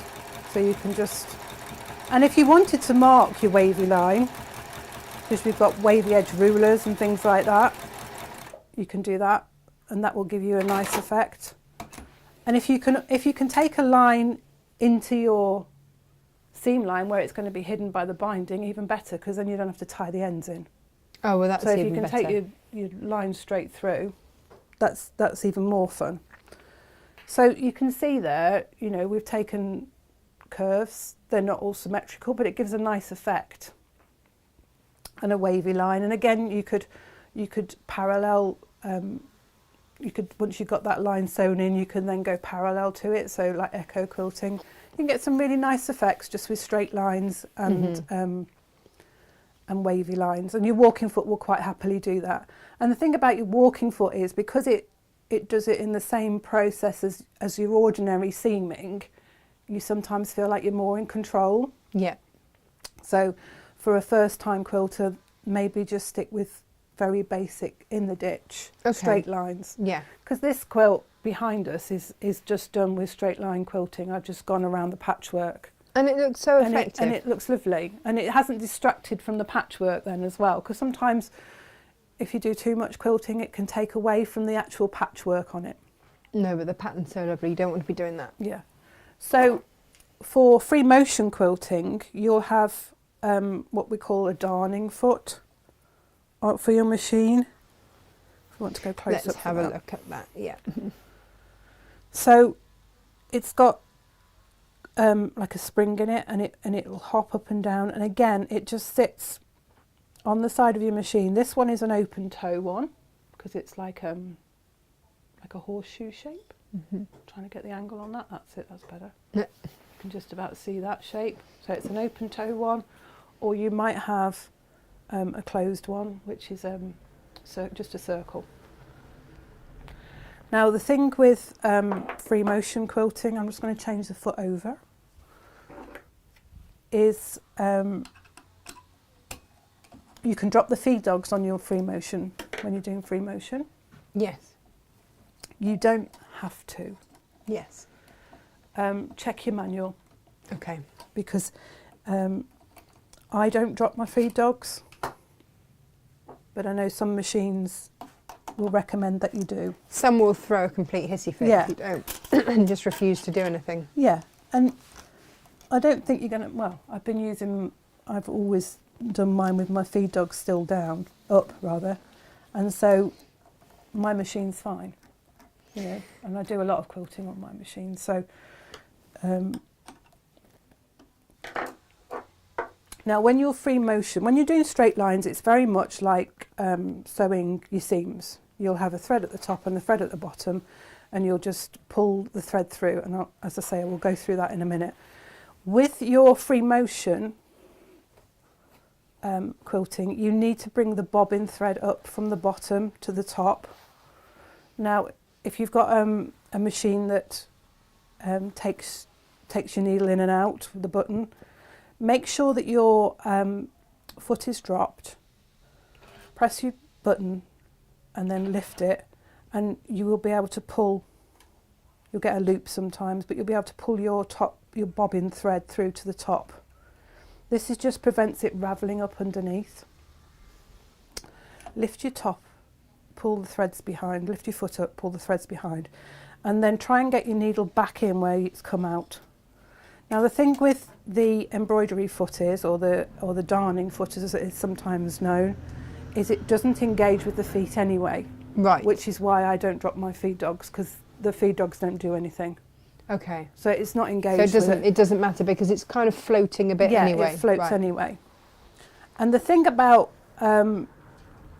free motion quilting, like free motion embroidery really, you're in control. Mm-hmm. So the faster you go, the longer your stitch, and the slower you go, the shorter your stitch. Okay. You right. can't regulate your stitch length like No. you can when you're straight line stitching. Keep your fabric flat, and you're working within the area that you can see within your hand space like that. Don't worry about what's going on here. Just concentrate on the area it just you're doesn't working matter, does on. it? Really doesn't matter. It's always good to have your machine going a little bit faster than you feel quite comfortable with. Really? Yeah. Again, this is something that you get used to with practice. Okay. And you'll get a feel for it. And the first time you do it, you'll be really jerky. Your stitches will be all uneven. You'll have loops at the back, and it'll be tight at the top. And you're like, oh, I can never do this. This is awful. But this is why we have the practice piece. And this is why you have your scribble cloth. Right. And try and write your name, Okay. because the first that's in thing. your muscle memory. You know exactly how to write your name without even thinking about it. So that's a good thing to do. And just meander to start with. Just do a meander. And it's just a case of finding the... Like those geese, Jane. Yeah. Like those geese. It's just a case of finding the rhythm. I'm not moving the fabric fast, but my needle is probably going a little bit faster than I would normally sew. And I'm just moving it backwards and forwards. I'm just keeping my fabric tight.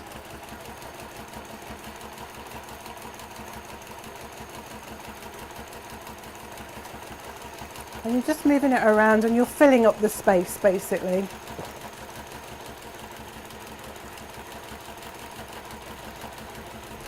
You can do loops.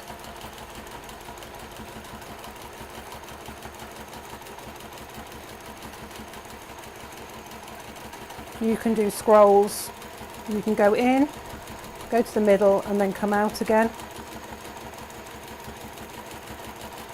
Yeah, you really are not pushing it, are you, with, No. with the speed? And you can always set the speed so that you don't...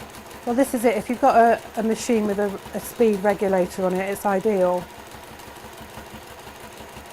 But I'm just trying to keep it a constant movement.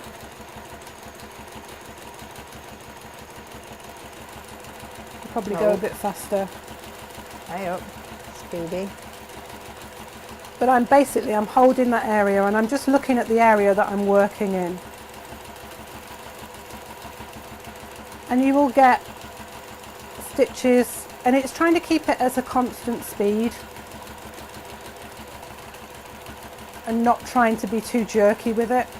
But that comes with practice, because the first time you do it, you'll be like all over the place and you won't be able to get the fabric to move and it'll feel really stiff. The one thing I will say to you is try and think about your posture when you Yes. and it's very easy to get tension across your shoulders because you're like this. So just relax And down. so every so often just sort of either stand up and roll your shoulders back and move your head, because you will get a lot of pain across your shoulders if you're not careful. But as I say, practice is the key with your free motion. Do lots of shapes and, you know, draw something out. The one thing I would say about drawing out for free motion is don't get too hung up if you don't actually hit the line. That's the trouble. Because it's We there get as a guide. perfectionists, Yeah, and don't this we? is the thing. You're not going to be able to do it when you first try Oh, it. Jane! Don't It's tell me really that. annoying, but you won't. You'll find it really difficult. You'll be jerky, your stitches will be uneven, you'll get loops at the back. It will drive you mad. My first free motion was actually with my everlasting bouquet wall hanging. Yes. Like properly Yeah, and you did over a fantastic job of that. over a sustained period of time. Yeah. So that just broke me into it gently, and that was then fine. Jane, before you move on, Yes. I've got two things to show you, Right. which I'm not sure if you've actually seen. I'm going to slide them in here Okay. because we've only just loaded these. Ooh.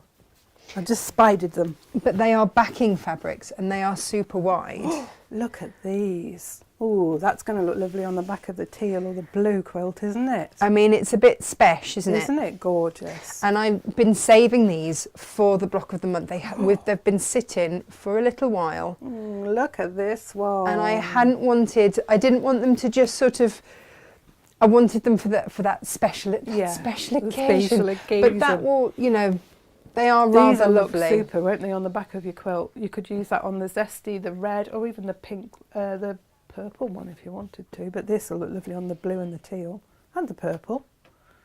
Yeah. Well, I just thought they've got. They're stunning, gorgeous. I've never had Studio E backing fabrics before, but they It's are a really good quality cotton. just really gorgeous. Yeah, that's a lovely cotton. And the pattern on there. It's I was lovely. also saving any leftovers to do my market tote bag that only Yes. needs a ½ metre of extra wide backing, Oh, super.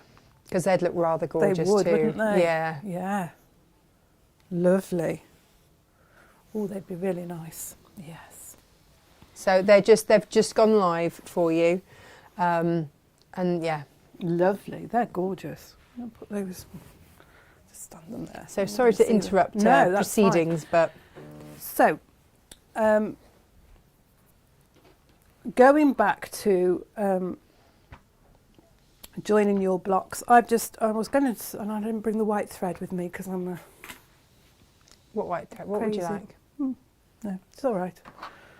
I was going to quilt this one, but I'll leave it joined as it is. I'm going to put some more pins in this just to hold it. This size piece, you could probably get away with spray basting while you Well, quilted that's it. the other option, isn't it? Yeah. You know, Quilt-as-you-go opens up all sorts of different Yes. options. It makes it easier to manage, is less daunting, you won't feel overwhelmed by it.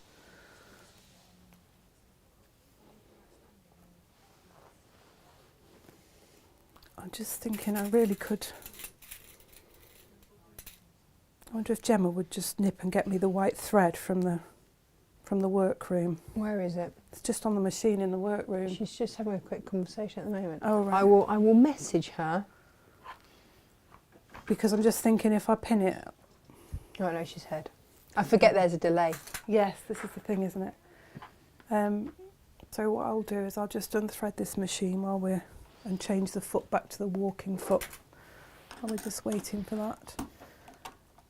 If you've got any questions about what I've just said, just, you know, don't worry and do ask me. And if you're watching this back at another time, I'm always available via the email. No, absolutely. Ali And if says I that don't- my quilting is easy. It's just a succession of straight random lines that I call modern quilting. Yes, Serves a purpose. it And does. that's the thing, isn't it? And the whole That's- point is, thank you, Gemma, you're a star. Jane, would you have any idea how much it would take for a long arm quilter to do the block of the month quilt, approximately, cost-wise? I don't, because they all charge usually by the square inch. Oh, okay. So I So think just it have a ranges look. between £2 and £3 per inch. And it also depends, you know, how detailed a pattern you want as well, and the doesn't it? style that you want on, and if you want an overall pattern, which is they call edge-to-edge patterns, or whether you want it custom quilted, which would look more like going through the, you know, following the patchwork rather Yeah. than an Okay. overall edge-to-edge. Gosh, I didn't know they offered all these things. Yeah, I mean, obviously a custom quilt takes longer to do, so it costs more, but they will do it. You might have to wait longer for your quilt in the long run, but yeah. Oop. Throwing the. Oh, Jojo's going to have to watch this on a catch-up later. Oh, Jane, you know, we've still got to sort out that quilt for Jojo. Oh yeah. I remembered halfway through Christmas and went, oh, we haven't done it yet. We got distracted. Yes. So I'm just going to thread this through with white thread, just because I'm using white thread on the top of my quilt because it goes with the backing colour. Helps if I put my glasses on, I can see what I'm doing. That's what I would say to you is I would go with the colour of the backing thread, backing fabric for Right. your main quilting colour. It's not essential. A nice variegated thread would look stunning as well.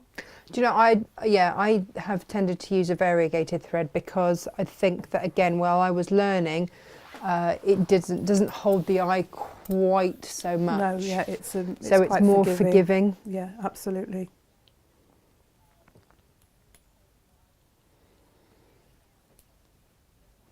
Oh, there you go. John said that he used to charge, or I don't know. John, are you still doing? I didn't know what state is your machine in these days, but he said a 60 by 60 would be £91 with him edge to edge. That just gives us a good Yeah, that a gives good idea, doesn't it? Absolutely. Lots of people are going to watch later and catch up. I think this is one of those demos that you'll just come back to and come back to. Yes, it's.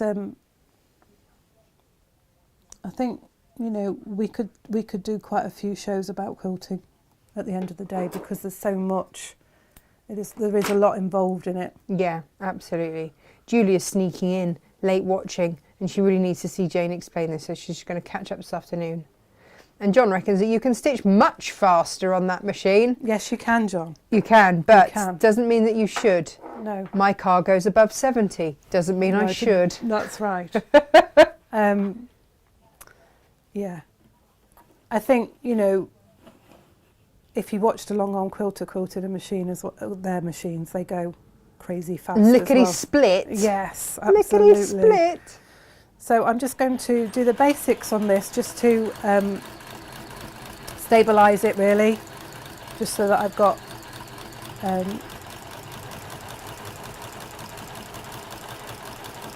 Claire wants to know how easy or otherwise is a long arm sewing machine to use. Is it like any machine? And is it easy once you know how to use it? I was going to say it's a different style of machine. For one, the needle is facing you, so you're standing sort of like that in front of your machine. Yeah. But yeah, it's a nice thing to do.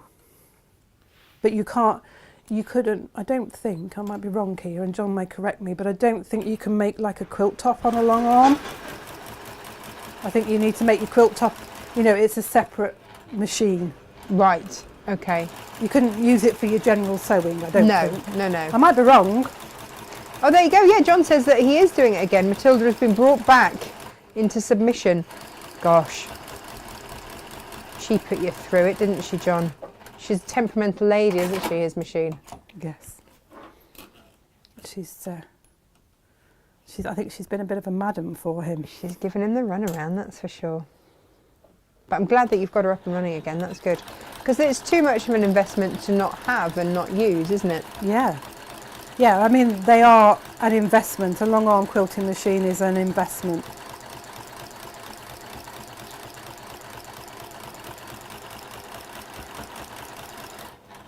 I didn't stretch that very well, so that's going to have to come undone at a later date because we've got a little tuck in it.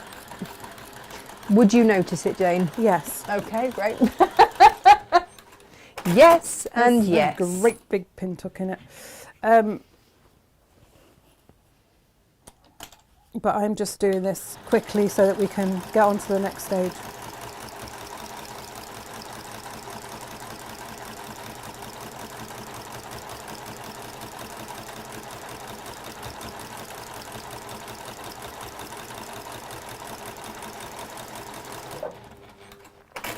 That's stabilised the block. We can get on to the next level. What I would do is I would go around the star and probably around the pinwheel as well on that. So, joining the blocks together. We are going to, now some Quilt-as-you-go methods use an additional piece of fabric that you put in that creates a strip in between and a strip on the back as well. I don't use that method. I use this method that I've used quite often for just joining general blocks together. So there's no additional strip of fabric. I'm just unpicking this so that I've got a 1/4 inch movement within the seam. So when you're doing this method, just make sure that you leave your 1/4 inch. If it's a bit more than 1/4 inch, you can always go back and sew it over once you've got it joined together. Right, okay. Because you need to be able to move the fabric out of the way. So what you need to do is you need to trim your quilt edge on the sides so that you have got 1/2 inch on the ones on, let me just think about this. Just remembering what I'm doing. Right, yes, 1/2 inch either side. It's all in the instructions.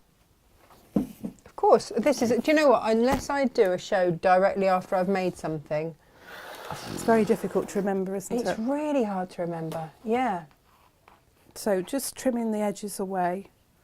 I think on one of them, you do 1/2 inch on one and you do to the edge on the other. I'm just trying to remember which way around it is. Would you like your instructions? I don't think it matters which way, but I think what I'll do is I'm going to trim this one to the edge because I've been a bit scant with my wadding and backing Okay. on that one. I love how it just floofs up. Yeah, and then I'm going to trim this one 1/2 inch away from the edge. And the the creative grid rulers are brilliant because they've got that 1/2 inch mark on their edge. Yeah, I just wouldn't use any other, to be honest. No. So what you're going to do now is you're going to put your two sides together. So you're lining up, and again, you've got your visual marker points there. And this is where you need to have it not connected really to the backing because you want to move that backing fabric out of the way. Right, yes. So I've got the wadding and the top of that block with the 1/2 inch mark, This one that's lined up completely is on top, so right sides together, and then we're going to pin again using the markers like we would have done when we were joining the blocks. So just using those markers to make sure it's all lined up together.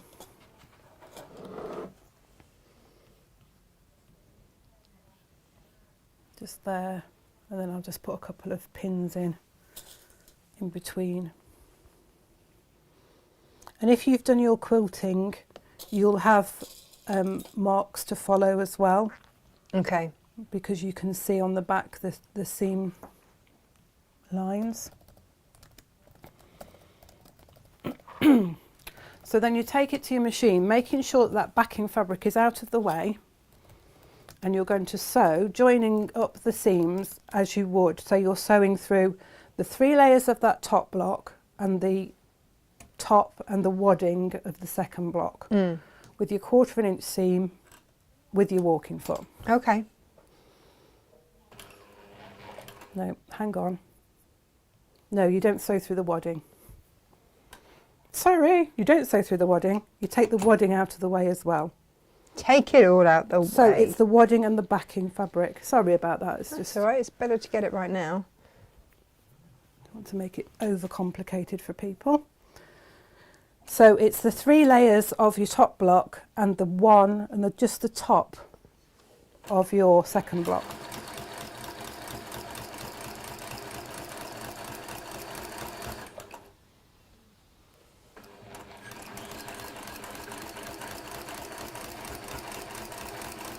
Just take your time, make sure that you are keeping the wadding and the backing fabric out of the way as you're sewing.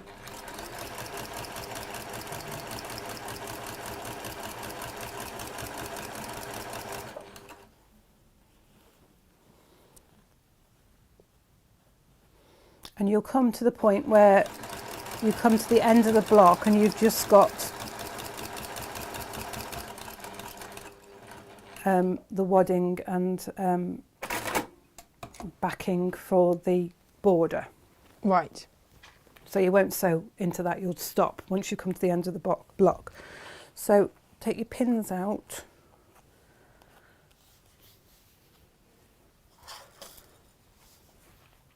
And you can see there, that's just, I haven't pinned that properly, but that's sewn those 2 blocks together like you would if you were just joining the patchwork. Absolutely. And on the back, wise, yeah. you have got this going on. So you need to take your scissors, and if you've got the angled, the applique ones. The applique ones, these are really handy for this.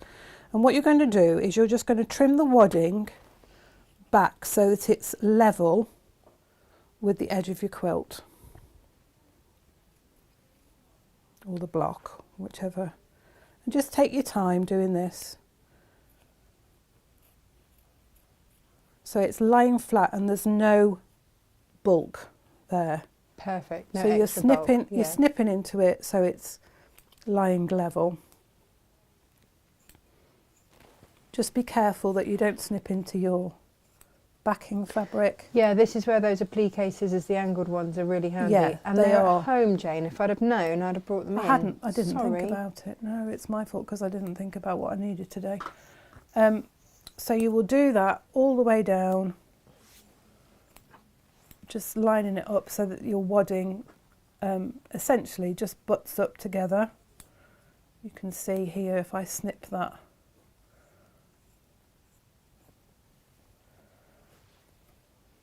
Just move that backing out of the way if I snip that down there.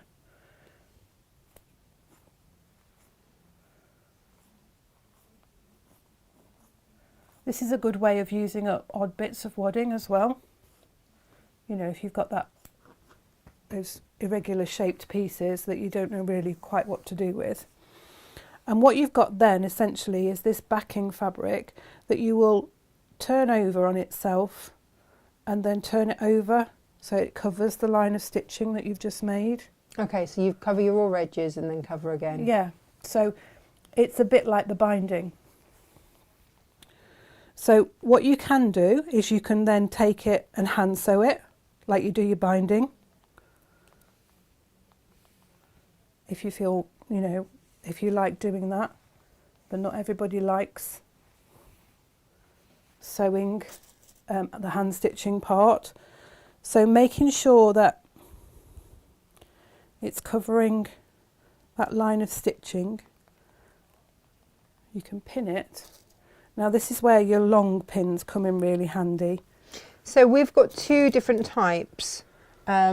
We've got the patchwork and then the quilting. So the patchwork is what you'll use to piece. They're really small, sharp and thin. These are the ones that I'm using at the moment. Yeah, and then for your quilting, they're the longer ones. They're the darker ones, but they're much, much longer.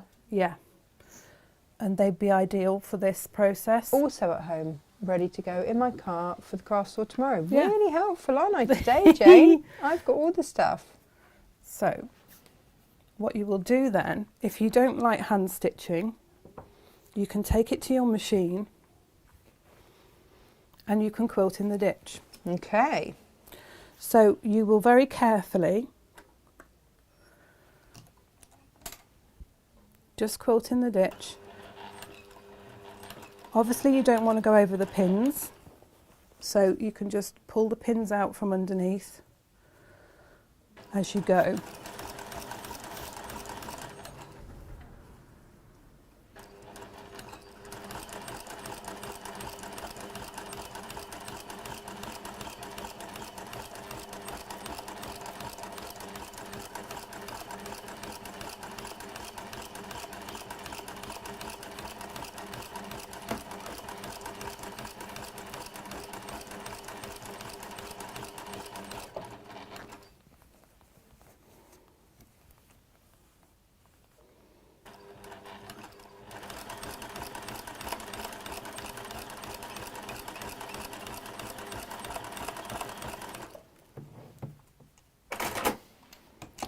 And what that should have done is it should have caught that line of stitch down on the back enough to hold it, to stop it.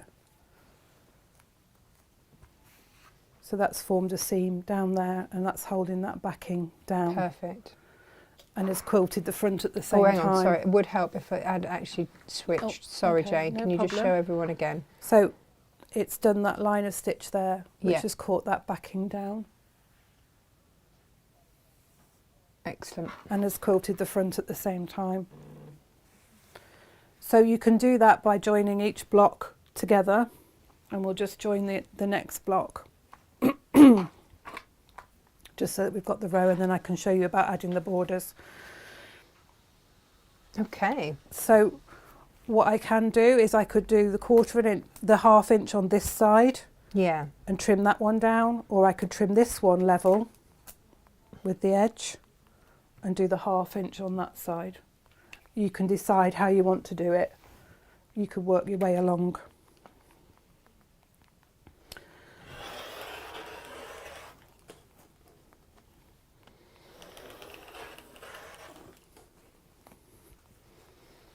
So I'm going to trim half an inch away from the edge of this block all the way down, and obviously I'm using lines on my seams to make sure that I am square. Yeah, they're on really my handy, block. aren't they? Yeah. And I always come back to those. Am I squaring everything up as I Yeah. trim, as I cut? So again, I'm just going to unpick. I've lost my little scissors, your little scissors. The scissors. The scissors. I'm going to unpick this anyway because I don't know if you can see there, but I've got a tuck because I didn't smooth my fabric down. But just unpick those couple of stitches there, just so that I've got 1/4 of an inch, maybe a little bit more, to then fold back out of the way. You can see what's happened. I haven't smoothed that down, so it's just walked its way up. We will go back and rectify that before we finish, but for demonstration purposes we'll just ignore it and pretend it's all beautifully smooth and level.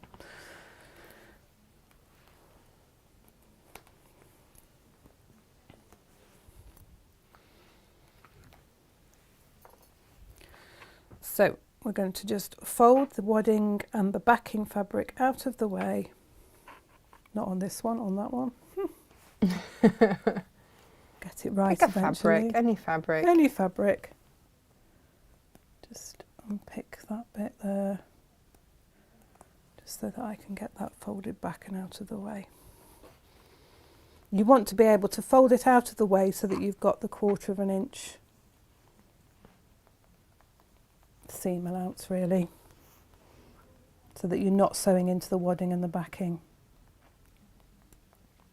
It just takes a little bit of thinking about, and once you get into the routine of it, you'll know which one you're going to do it on, and you'll stop quilting or start quilting in the right place.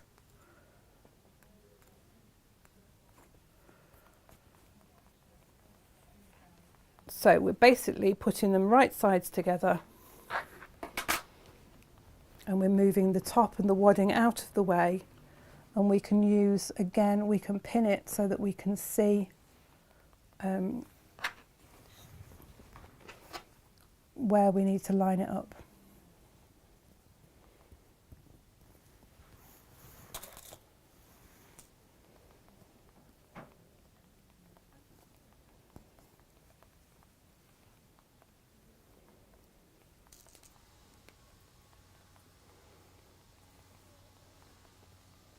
And make sure it's all edge to edge.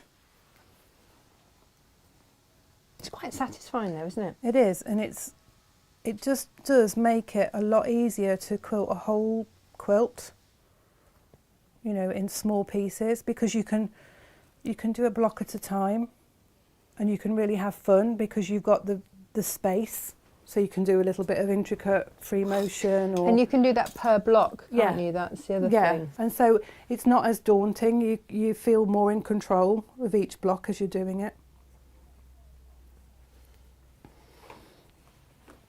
So we're just going to do the 1/4 inch seam, and we're just making sure that we're keeping the wadding and the backing fabric out of the way.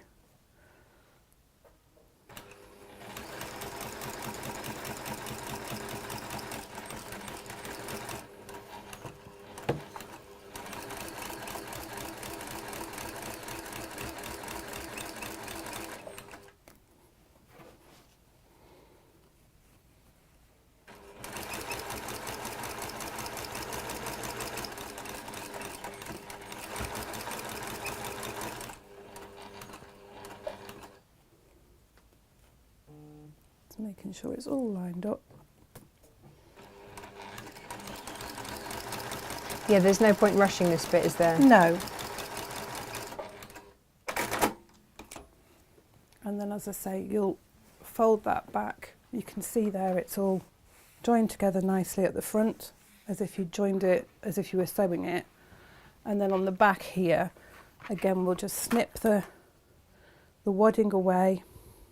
I'm just going to snip into that there, so that it's level with that. You don't want any additional bulk, so you're just snipping it so that it lies flat and it sort of butts up together. You know, you can take the bulk out and then go back and snip into it, you know, to get it nicely lying flat. And press it. You know, once you've sewn it, like you would if you were joining the blocks together, you'd press it, wouldn't you, to one side? So Yeah. you can do that. And this is why you really do need to make sure that you've got the...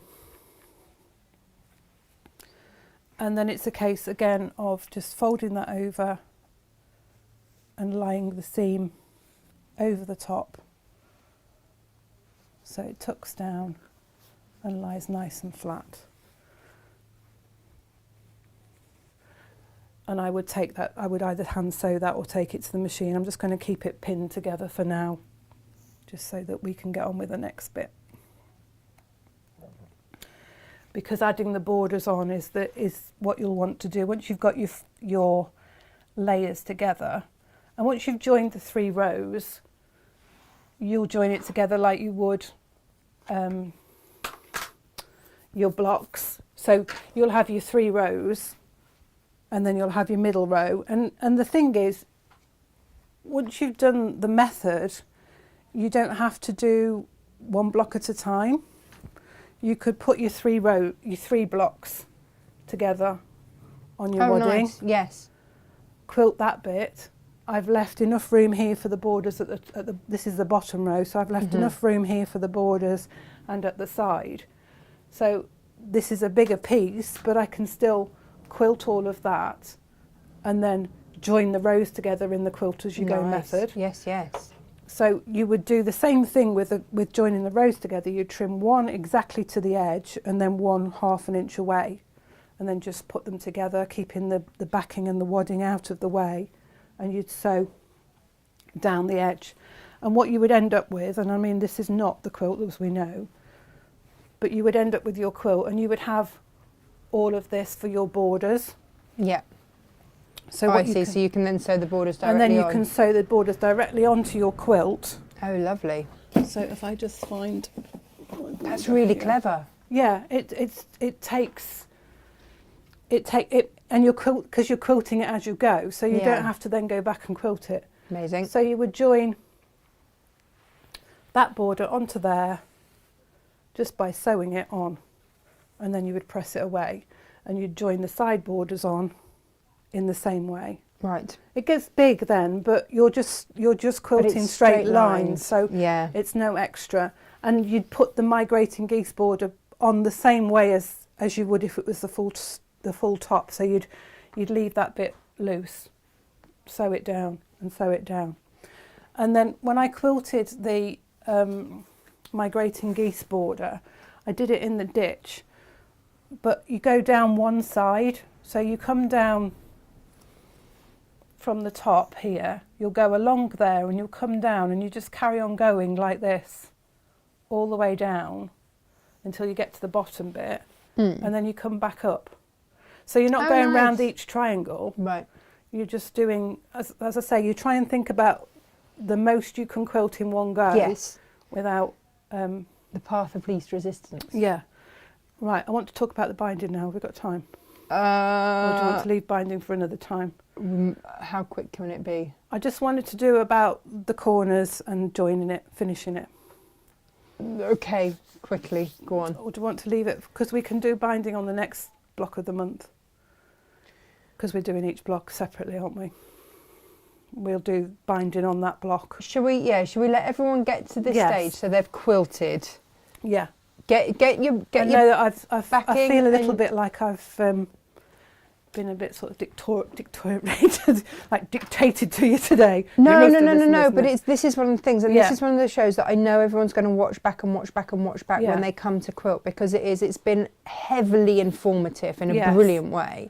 And it's a lot of information to take in. There is. So for me, I think let's stop with the quilt, and then we can label this. This is your quilt as you go. Yeah. We know how to do that. We know how to attach the borders. And then next time, because it's not a whole month until we start again, is it? No. Shall we explain then? Yes. Okay. Do it, Jane. We are doing the next block of the month, and it might be next week or it might be the week after, depending on deliveries, because as we know, we've just come from a holiday. The deliveries are a little bit hit and miss still, so we're just waiting on some fabric. We are going to do a calendar quilt. Oh yeah, pick it up by the sides. I've made that mistake so many times. This is January's block. The calendar quilt is going to be... I was going to bring the other blocks. They're on the side in the workroom. Anyway, it doesn't matter. We're going to do a different block each month, which can be done separately to be individually hung like this. Beautiful. Or the front of a cushion, whatever you want to do with it. Front of a bag, you can make it into a tote bag or whatever. Each month we're going to do a different thing that we associate with the month.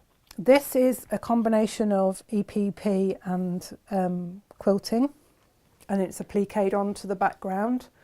It's going to be quite heavily applique based. There's going to be patchwork in it, but it's going to be majority applique, different styles of applique.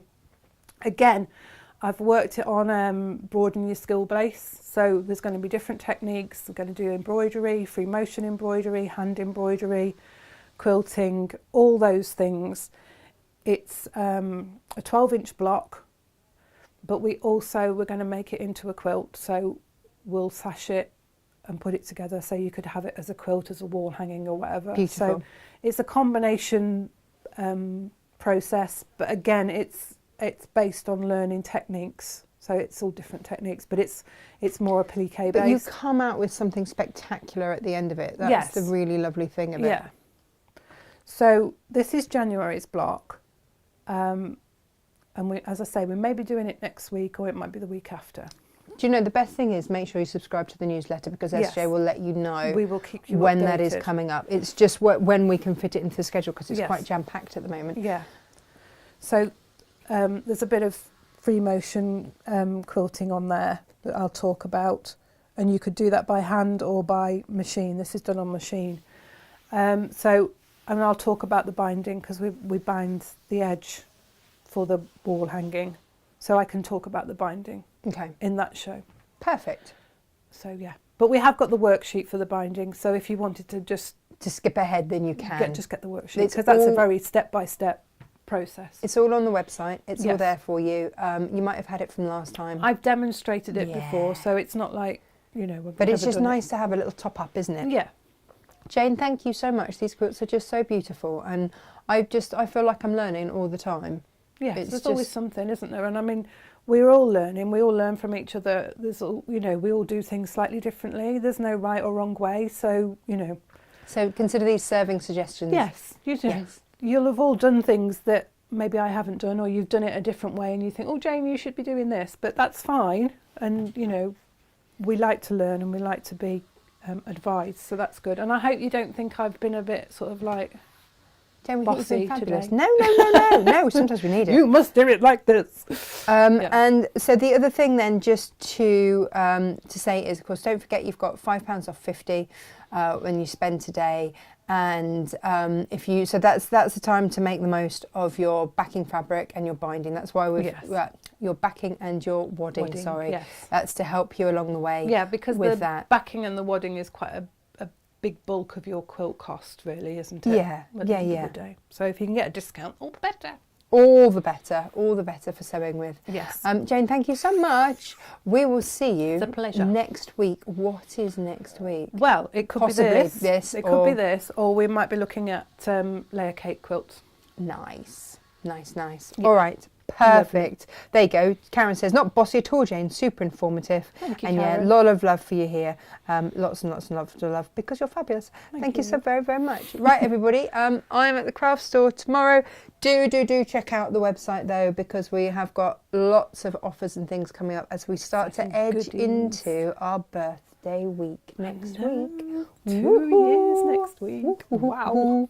So thank you all, and we will see you all very, very soon. Jane, give us a little wave. Bye, everyone.